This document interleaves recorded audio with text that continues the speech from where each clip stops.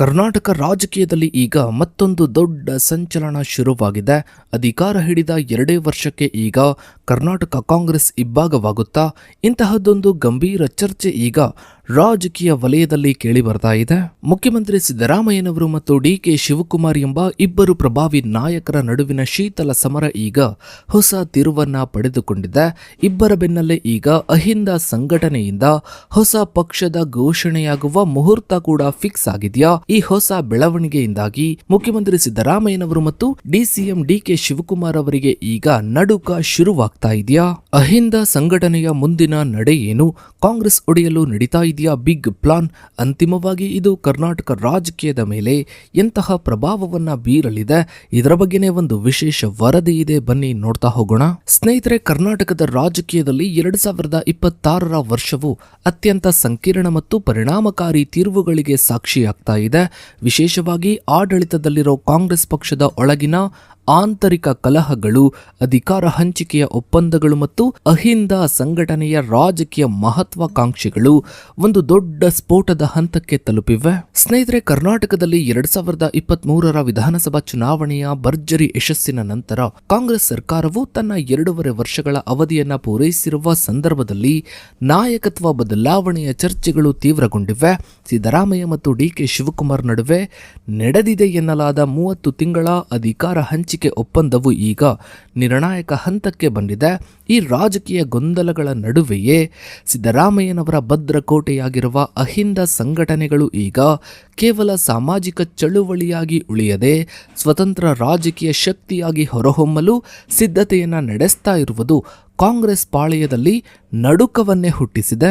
ರಾಜಕೀಯ ವಿಶ್ಲೇಷಕರ ಪ್ರಕಾರ ಇದೇ ವರ್ಷ ಮೇ ತಿಂಗಳಿನಲ್ಲಿ 3 ಪ್ರಮುಖ ದಿನಾಂಕಗಳು ಈ ಇಬ್ಬಾಗದ ಮುಹೂರ್ತಕ್ಕೆ ಪೂರಕವಾಗಿವೆ. ಮೊದಲನೇದಾಗಿ ಮೇ 4ರಂದು ಹೊರಬೀಳಲಿರುವ ಪಂಚ ರಾಜ್ಯಗಳ ಚುನಾವಣಾ ಫಲಿತಾಂಶ ಮತ್ತು ಕರ್ನಾಟಕದ ಉಪಚುನಾವಣೆಗಳ ಫಲಿತಾಂಶವು ಹೈಕಮಾಂಡ್ನ ಮುಂದಿನ ನಡೆಯನ್ನ ನಿರ್ಧರಿಸಲಿದೆ. ಎರಡನೆಯದಾಗಿ ಮೇ 15ರಂದು ಡಿ.ಕೆ. ಶಿವಕುಮಾರ್ ಅವರ ಹುಟ್ಟುಹಬ್ಬದಂದು ಇವರ ಬೆಂಬಲಿಗರು ಸಿಹಿ ಸುದ್ದಿಯನ್ನ ನಿರೀಕ್ಷಿಸ್ತಾ ಇದ್ದಾರೆ. ಮೂರನೆಯದಾಗಿ ಮೇ 21ರಂದು ಸರ್ಕಾರವು 30 ತಿಂಗಳುಗಳನ್ನು ಪೂರೈಸಲಿದ್ದು ಅಧಿಕಾರ ಹಸ್ತಾಂತರದ ಕಾನೂನು ಬದ್ಧತೆ ಅಥವಾ ನೈತಿಕ ಒತ್ತಡವು ಹೆಚ್ಚಾಗಲಿದೆ. ಇನ್ನು ಸ್ನೇಹಿತರೆ, ಅಹಿಂದ ಎನ್ನುವುದು ಕರ್ನಾಟಕದ ರಾಜಕೀಯದಲ್ಲಿ ಕೇವಲ ಒಂದು ಪದವಲ್ಲ, ಬದಲಾಗಿ ಬಲಿಷ್ಠ ಸಾಮಾಜಿಕ ಮೈತ್ರಿಕೂಟ. ಸಿದ್ದರಾಮಯ್ಯನವರ ರಾಜಕೀಯ ಶಕ್ತಿಯ ಮೂಲವೇ ಈ ಅಹಿಂದ ವರ್ಗಗಳ ಬೆಂಬಲ.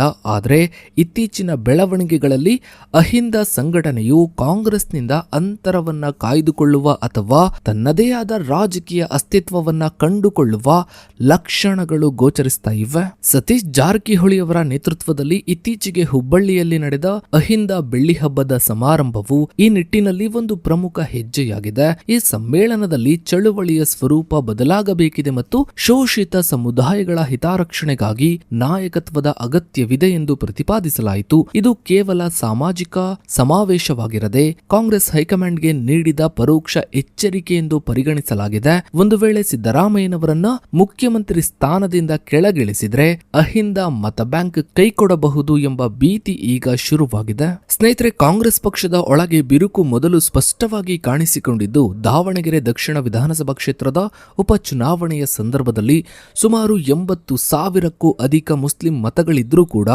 ಸಮುದಾಯದ ನಾಯಕನಿಗೆ ಟಿಕೆಟ್ ನೀಡದೆ ಪ್ರಭಾವಿ ರಾಜಕೀಯ ಕುಟುಂಬದವರಿಗೆ ಆದ್ಯತೆಯನ್ನ ನೀಡಿದ್ದು ದೊಡ್ಡ ವಿವಾದಕ್ಕೆ ಕಾರಣವಾಯಿತು. ಮುಸ್ಲಿಂ ನಾಯಕರು ಕಾಂಗ್ರೆಸ್ ಒಂದು ಕುಟುಂಬದ ಹಿತಾಸಕ್ತಿಗಾಗಿ ಇಡೀ ಅಹಿಂದ ಸಮುದಾಯವನ್ನ ಕಡೆಗಣಿಸುತ್ತಿದೆ ಎಂದು ಇವರು ದೂರಿದ್ರು.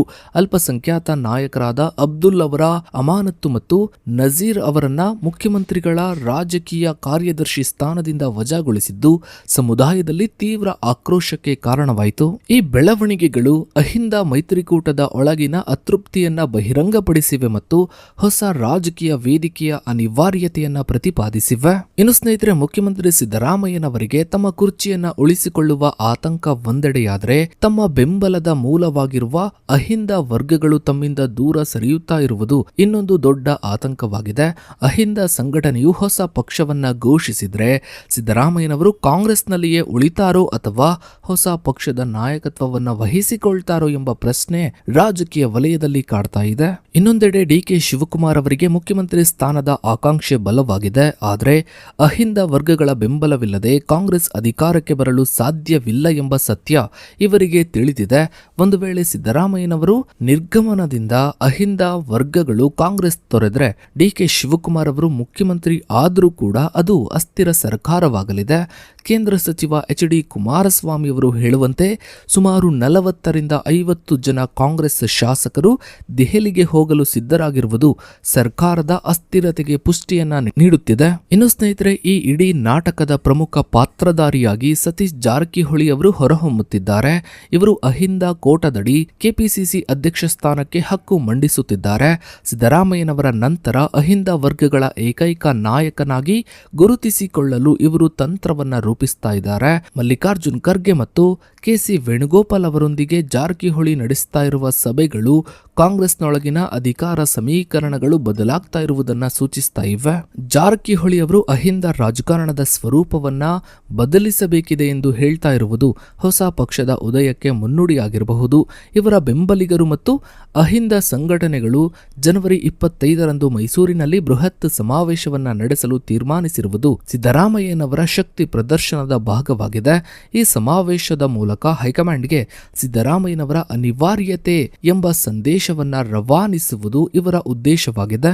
ಇನ್ನು ಸ್ನೇಹಿತರೆ, ಬಹಳ ಮುಖ್ಯವಾಗಿ ಕಾಂಗ್ರೆಸ್ನೊಳಗಿನ ಈ ಕಿತ್ತಾಟವನ್ನ ಬಿಜೆಪಿ ಮತ್ತು ಜೆಡಿಎಸ್ ಮೈತ್ರಿಕೂಟ ಸೂಕ್ಷ್ಮವಾಗಿ ಗಮನಿಸ್ತಾ ಇದೆ.